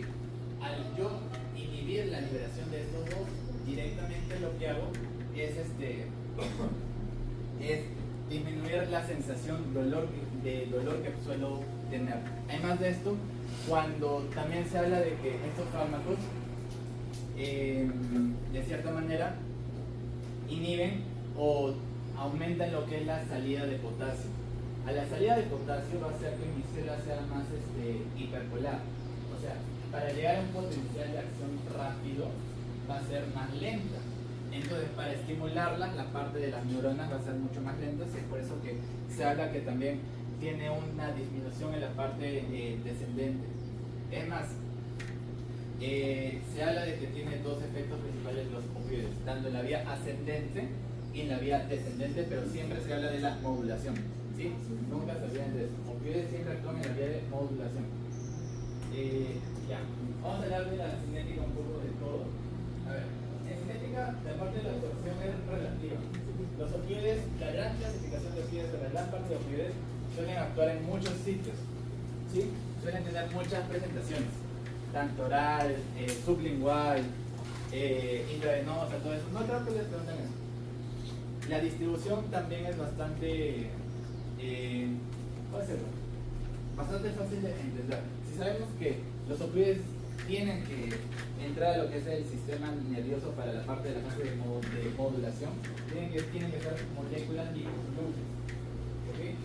Principalmente suelen decirse que llegan mucho a lo que es cerebro, pulmón, hígado y riñones principalmente, además de que tienden a acumularse en tejidos adiposos, quienes se acumulan principalmente los metabolitos activos que suelen dejar libres. ¿Sí? ¿Cuáles son los fármacos que me dejan metabolitos activos libres? Los que están acá, todos esos, ¿ya? Todos esos de acá los van a revisar. Principalmente quiero hablar de morfina, que deja M6G. ¿Ah? La morfina sí es glucurónica, pero... M6G. ¿Sí, no? ¿Ah? Y la M no era de morfina, morfina guión 6, ¿verdad? Sí, sí, pero yo lo conozco como M6G. M6G. La codeína, cuando se metaboliza, se transforma en morfina. También es importante que se lo aprendan o que lo sepan. Meperidina se transforma en normeperidina. Y por último, el fentanilo no deja metabolitos libres. De lo que les pueden encontrar es el fentanilo, la morfina y la codeína. Son los tres fármacos que se suele hablar más de su efecto, bueno, que dejan metabolitos libres. Ahora, en la parte de la excreción, normalmente, siempre suelen ser por parte renal. Además, acordarse de algo, estos fármacos son alcalinos, ¿sí? Todos estos opioides son bases débiles, ¿sí? Así que ante un proceso de acidez dentro de tu cuerpo, cuando des con una combinación de un fármaco ácido, normalmente no se suelen absorber bien, ¿sí? Ya, hablé del techo, ya. En la parte de acá van a ver de que esa es una tabla de sorteo, ¿no?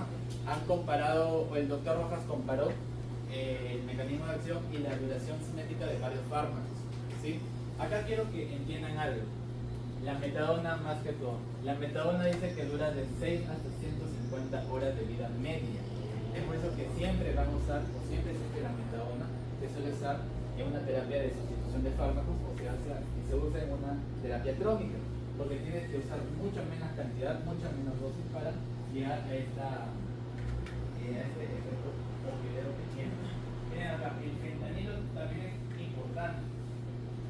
El fentanilo, como ven, tiene una vida media corta, ¿sí? No tiene metabolitos activos y tiene un aclaramiento rápido. Significa, en pocas palabras, significa que metadona dura poco, se libera rápido y como tiene su efecto potente en MU, que es como 100 veces más potente que la morfina, es muy utilizado en la parte intrahospitalaria. Bueno, el óptico, ¿qué más? Ya, sí. Ya. Esos son los efectos sistémicos que van a tener todos los opioides, ¿ok? No los voy a hablar todos por obvios motivos, pero voy a rescatar los que son más comunes que suelen encontrarse, ¿ok? Dentro de los efectos adversos más comunes, siempre vamos a hablar de efectos gástricos, ¿ok? Principalmente estreñimiento, náuseas, vómitos, principalmente la primera dosis que tú des de un opioide.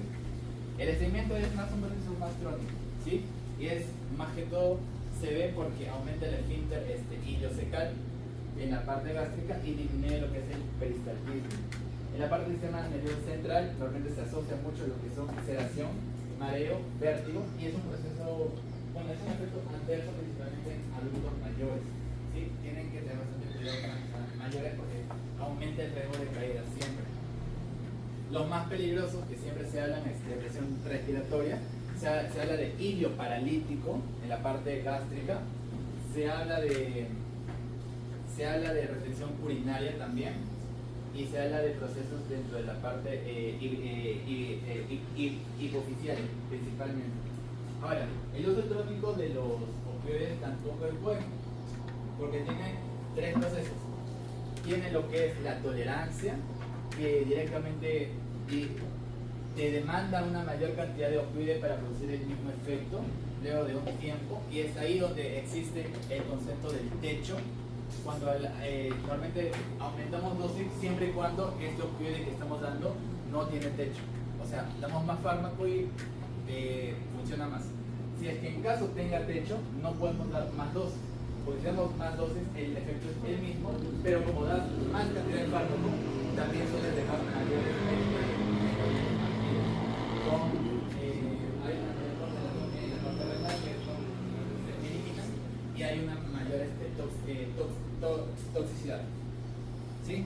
Ahora, ¿en qué pacientes siempre evitar este tipo de fármacos? Principalmente para pacientes con EPOC y pacientes con apnea de sueño. Son pacientes que tienen la función respiratoria muy disminuida, así que cualquier tipo de opioide suele empeorar mucho más estas condiciones. ¿Sí? Se habla mucho de la parte renal, insuficiencia renal por todos los metabolitos activos que suelen dejar estos opioides. Se habla de traumas cráneoencefálicos o procesos de hipertensión endocraniana, porque aumentan lo que es la presión intracraneal y aumentan lo que es la hipnosis. ¿Okay? Hay que tener bastante cuidado con esos dos efectos. Y se habla también de pacientes capaz con algunas antecedentes de adicción, ¿sí? Por el efecto eufórico de boom. Ahora, y el más común siempre van a encontrar es el prurito nasal. Siempre van a encontrar eso. ¿Sí? Es el efecto más común que va a dar los opioides. Y además, el prurito o la vasodilatación sistémica que suele dar los opioides normalmente está ligado a un opioide, que es la morfina por liberación de histamina. Eso siempre tienen que acordarse. Ya, los coadyuvantes son fármacos, no son opioides. Son fármacos que te ayudan en la terapia del dolor, pero no actúan ni en la parte de prostaciclina, sino actúa en la parte de opioides. ¿Okay? Cuando hablamos de coadyuvantes, vamos a hablar de fármacos que se adhieren, ¿okay? Se aumentan luego de una base de un AINES o luego de una base de un opioide principalmente. En su teo les han hablado de tres principales coadyuvantes. Los primeros son los tricíclicos y son los gold estándar para todo. El tricíclico es el que siempre vamos a usar. ¿Okay? Acá se habla de la amitriptilina y la noramitriptilina. Amitriptilina normalmente es el fármaco a elección porque es mucho más potente, pero al ser más potente también deja más efectos adversos. En cambio, NOR es mucho más seguro. Se usa principalmente en pacientes ancianos. Ahora, estos tricíclicos, principalmente el mecanismo de acción es inhibe la recaptación de serotonina, inhibe lo que es el canal de sodio, inhibe lo que es el canal o el receptor de glutamato, que es el NMDA. Son tres mecanismos de acción que tienen los tricíclicos. ¿Okay? Así que el primero que siempre vamos a hacer es amitriptilina. ¿En qué pacientes uso amitriptilina? Normalmente en pacientes que tienen una neuropatía diabética, tienen algún tipo de neuralgia postherpética. ¿Cáncer también? No, cáncer no. No, cuando es metástasis ósea se usa otro tipo. Cáncer se suele hacer tramal. Tramal en parches, es más, sí. Porque hay, o sea, como el cáncer suele crecer en una zona focal, se suele usar el parche y claro. directamente. Sí, sí, sí. Amitriptilina es más todo es un proceso neurológico, pero es un proceso más llevado a otras patologías. Amitriptilina también se suele usar en lo que es fibromialgia, ¿sí? Cualquier fibromialgia y profiláctico ante una cefalea tensional. Ya, esos son los principales.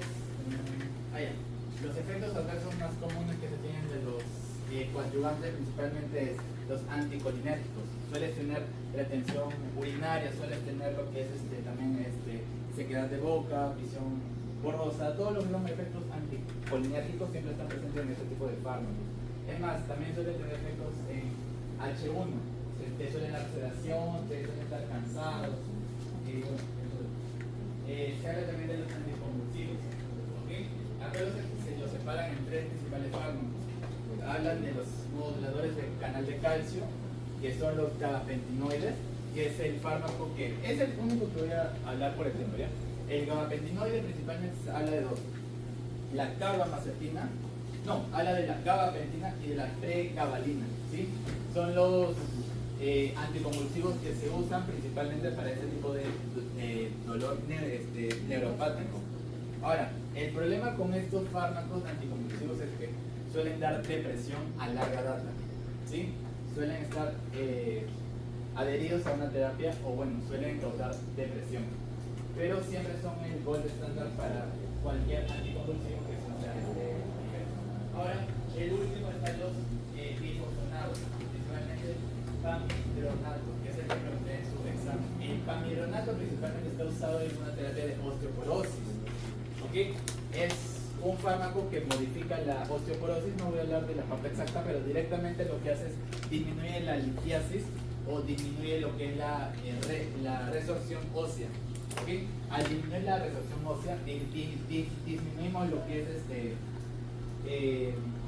la parte de la destrucción y la parte de la metástasis ósea. Entonces, en procesos de cáncer con metástasis ósea, siempre tienen que usar pamidronato. ¿Sí? Ya se va a hacer el otro. Uy, Sí, se pasa. uy, pica. Sí, venga.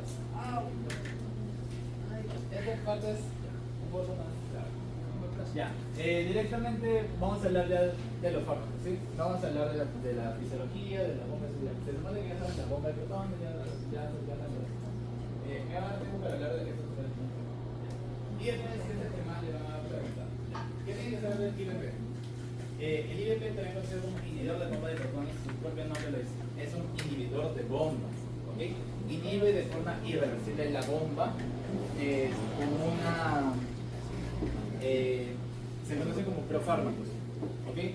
Se absorben en un medio alcalino, pero se activan en un medio ácido. Ese es el chiste de los IBPs. Además de eso, tienen un inicio de acción lento, ¿ok? Pueden durar de 2 a 3 días para tener un efecto máximo. El efecto máximo que deben tener es no más. Antihistamínico es 70. O sea, el último 70% de... O sea, de la chica... te refieres al ácido, ¿no? Que para el 70% de secreción. Pero eso a los días. En 5 días. Nada, 5 días. O sea, en 5 días, yo he leído 85. En 5 días causa inhibición al 85%. ¿Les han dicho? El pick-up creo que sí es 85. No. No, pica que es cerca. El pick-up es el día 1. No, desde el día 2, ¿cuánto es? ¿35? Primeras dos. Pero, ¿cuánto es? O sea, no... No dijo porcentaje. No, no, no. Pero en el gráfico está cerca del 100. Ah, claro, claro. El backup es más agudo, es una terapia más fuerte. Pero tienen que entender algo. Los IBP se han demostrado por largo de años y múltiples investigaciones que son el fármaco de elección para muchas problemas de gas. ¿Sí? Realmente problemas están relacionados con lo que es las secreciones ácidas. ¿Sí? Tienen que entender de los IBPs algo que normalmente son dados en tabletas o en cubiertas entéricas. ¿Por qué? Porque estos fármacos necesitan absorberse en un medio alcalino, principalmente intestino. Luego de que se absorben, como son lipofílicos, llegan a penetrar lo que son los canículos de la parte gástrica y llegan a lo que son los bombas de protones, principalmente en la región apical. Ahora, en la región apical, una vez absorbidos, es cuando se activan. Los IBP se activan en una molécula en especial. ¿Quién sabe cuál es la molécula? ¿Cuál? No. IBP se activa una molécula. ¿Cómo se llama la?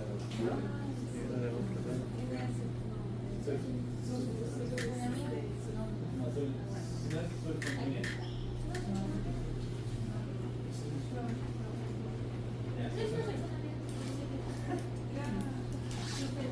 Ya. Sulfonamida. Ya. Lo conocen como sulfonamidas. Y se unen a un dominio de cisteína. Y es ahí donde recién hacen su efecto. ¿Sí? Su efecto principalmente son los canículos apicales de estos fármacos. Ahora, como tienen efectos en los canículos apicales, únicamente está relacionado con una inhibición completa de la bomba de protones de forma irreversible. O sea, si yo inhibo esta bomba, la bomba nunca más vuelve a funcionar. La molécula, claro, la molécula depende de fabricación y de síntesis de nuevas bombas. Entonces, no tenemos un efecto controlado.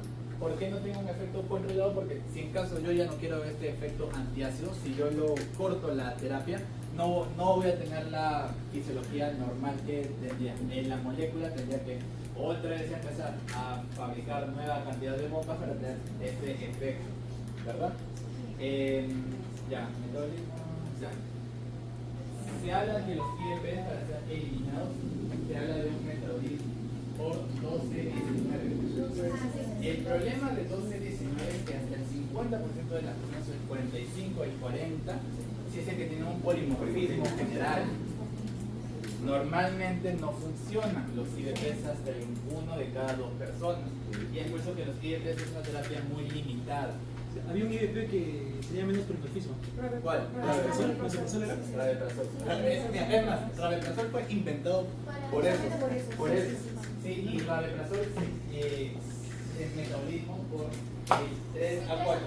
3 a 4. Eso sí, no se olviden. La eliminación de estos fármacos son de parte biliar en la excreción, y los IEPs se dice que están lejos de ser la mejor terapia que existe contra la fisiología gástrica, ¿sí? No es lo mejor de lo mejor como muchos doctores dicen que puede estar únicamente por ser gold standard, y se dice por razones muy específicas. Primero, dependen de una activación, o sea, son otros fármacos. Demoran en ser activados normalmente de 24 a 48 horas con una función máxima de hasta los 5 días. Entonces, el efecto suele ser bastante tardado. Se habla de que no se puede dar un ajuste rápido de la dosis porque la molécula bloquea de forma irreversible. ¿Sí? Así que dependemos de la misma molécula para sintetizar nuevos bombas de protones y así tener un efecto más activo y directamente. Y también se habla de un polimorfismo. ¿Dilo?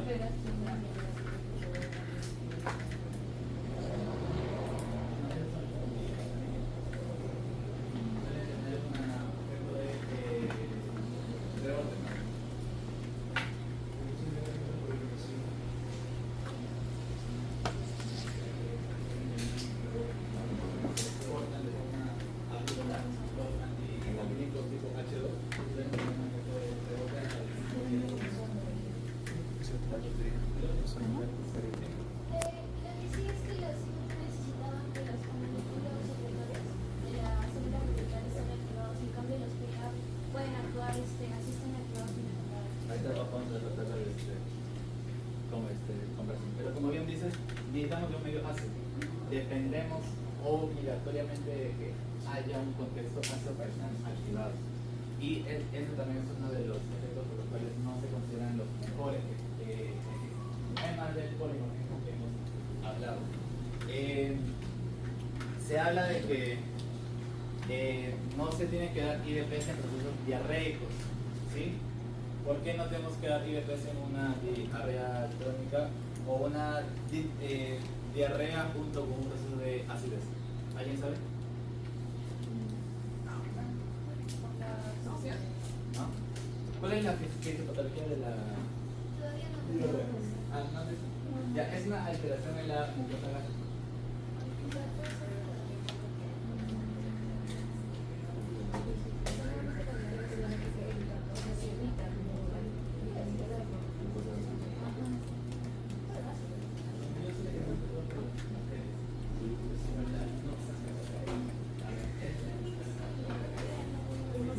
Se habla principalmente de que en un proceso diarreico, como hay una alteración de la capa mucosa, de lo que es el tropismo mismo de la parte gástrica, va a haber un sobrecrecimiento bacteriano.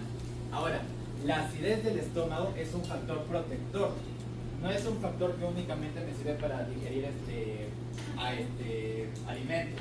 No, también disminuye el crecimiento bacteriano. ¿Sí?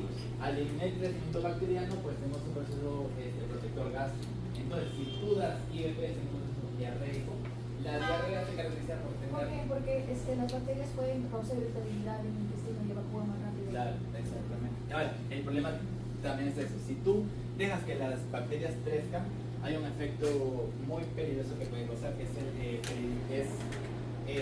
la peritonitis bacteriana espontánea que suele ocurrir. Es más, hay una diapo en su teo, bueno, en mi teo nos hablaron de que los IEPs aumentan la mortalidad en pacientes con COVID.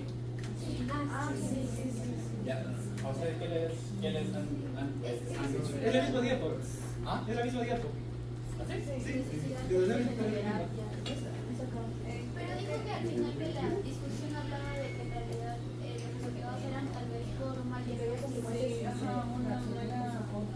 Porque tenía más efectos en los que tenía del Parece contradictorio, pero no lo es. fotoplasma. Ya, bueno. A mí me llegaron a explicar que es porque aumenta la mortalidad por aumento de neumonías por gram negativos. Es la principal obvio que se asocia el COVID con los IBPs.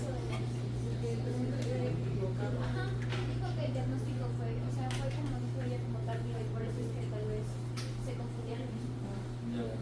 ¿Qué es la conversación? Sí, sí. Ajá. ¿Siempre qué es? ¿Cuál es la interacción? ¿Cuál es la principal característica?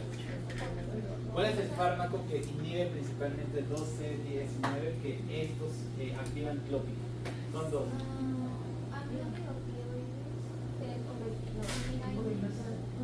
Omeprazol y algo.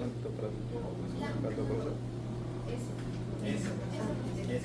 Son los dos principales que inhiben 12-19 y suelen disminuir la acción del clópico principalmente. Otro efecto adverso que vemos es disminución de la absorción de calcio, porque el calcio normalmente cuando se consume en dieta, el calcio depende de un medio ácido. O sea, nosotros comemos calcio, pero tiene un nombre. Lo comemos en carbonato de calcio. El carbonato de calcio recién suele ser activo, suele ser absorbible cuando se ioniza en un entorno ácido. Hablamos también de una disminución de lo que es tanto la absorción de vitaminas, principalmente B12, es la B12 principalmente, y también se habla de un proceso de anemia megaloblástica por estos procesos principalmente. También hay una alteración en la parte renal, como bien dije, como es lipofílico, no únicamente llega a la parte gástrica, sino que también suele formar aptenos. ¿Okay? Los aptenos suelen meterse, suelen acogerse en la parte de los túbulos renales y normalmente por un proceso de inmunidad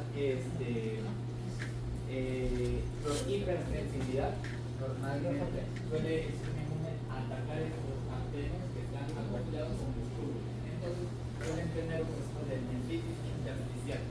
¿Sí? Es una nefritis intersticial. Ahora, los IBP son de primera línea contra lo que son enfermedades de reflujo gastroesofágico. Es la primera línea siempre.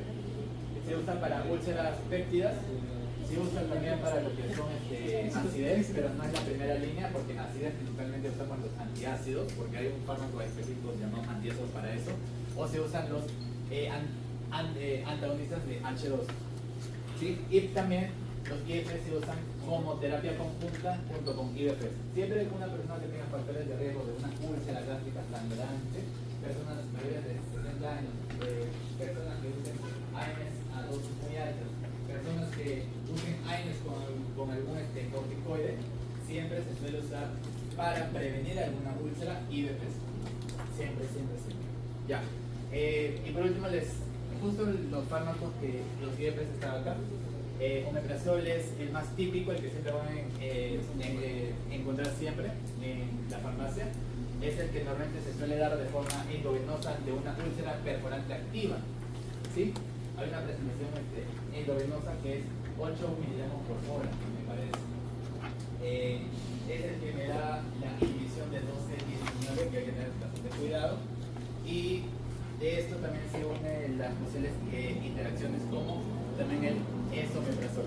¿Sí? Esomeprazol también inhibe 12-19, pero el esomeprazol es el IBP más potente que tenemos. ¿Sí? Lo usamos de primera línea, es decir, de primera línea contra enfermedades del reflujo gastroesofágico. Pentosazol, como dije, pentosazol no, rabeprazol es principalmente usado para el polimorfismo, ¿sí? Y el pantoprazol principalmente en casos hospitalarios, porque tiene una menor interacción con otros fármacos, entonces se suele usar en terapia conjunta. Ya, dame 5 minutos, solamente quiero comparar PECAPS. PECAPS es lo último que voy a hablar por el tiempo, ¿ya? PECAPS es como el análogo o el tratamiento alternativo de los IFs. ¿Por qué alternativo? Porque no se encuentran mucho.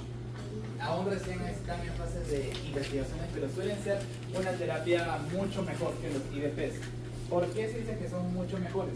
Se activan mucho más rápido, no dependen de una activación.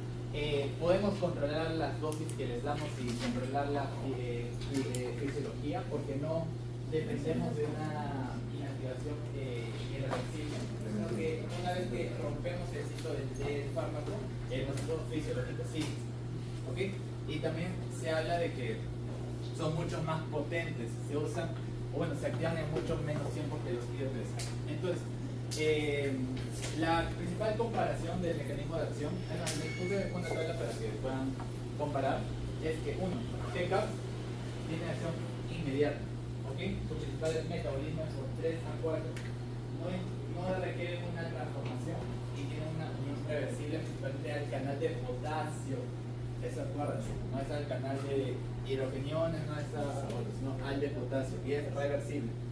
Tiene el mismo efecto que los IDPs, hasta un poco más, y se dice que no son afectados por polimorfismo y son súper concentrados en el plasma a comparación de los IDPs.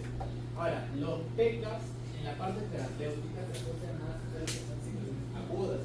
Si tu paciente viene por un proceso agudo o un proceso de irritación que no puede más, siempre preferimos PECAPS. ¿Ok? Es más, hay un único fármaco de PECAPS que va a estar presentado en todos los países, que es ¿qué? Kika. ¿Cómo es Kika? Kika es su nombre homenaje, pero. Yo sé que este es seguro. Yo sé que este es más, es la única presentación que van a tener acá en Perú y en muchos países porque son la segunda generación de PECAPS. Estos dos no se usan mucho porque es la primera generación. Muchos de estos están asociados a muchos más efectos adversos y se asocian mucho más a tener una menor potencia. Imagínate esto, das un fármaco potente con un mecanismo potente para tener un efecto mucho más rápido.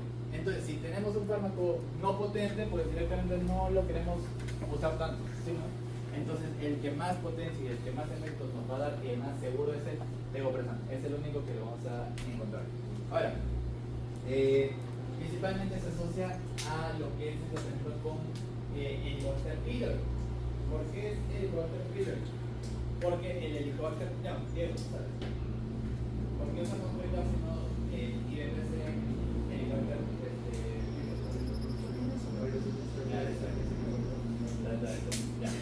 En Helicobacter pylori, como conocemos, es una bacteria, ¿ok? No tiene este factor protector del ácido. ¿Por qué? Porque tiene una proteína, la ureasa. Transforma la urea en amonio y hace que este efecto ácido protector del estómago no le haga un efecto. Es más, Helicobacter pylori tiene una presentación, una forma específica, que es la forma, es como un pico, ¿ya? Digamos, o sea, penetra la capa mucosa y llega a la submucosa, haciendo que directamente el entorno ácido no lo afecte, ¿ok? Entonces, ¿cómo matamos un Helicobacter pylori? Con antibióticos. Ahora, ¿qué tiene que ver el IBP o el PECAPS? Normalmente el entorno ácido del estómago, que se suele tornar en esta patología como compensación, suele disminuir la absorción absorción de los antibióticos, ¿sí? Y es más, a más tiempo que tú tengas el Helicobacter pylori activo en tu estómago, hay mucho más probabilidad de tener alguna úlcera sangrante. Entonces tenemos que usar una terapia rápida. Así que siempre se va a usar en estos tipos de pacientes, el mejor preferido va a ser el PCAS. ¿Sí? Ya chicos, ahí lo vamos a dejar por mucho tiempo. Gracias por estar acá. Chicos, estamos consiguiendo mover las mesitas donde comenzaban, por favor. Sí, sí.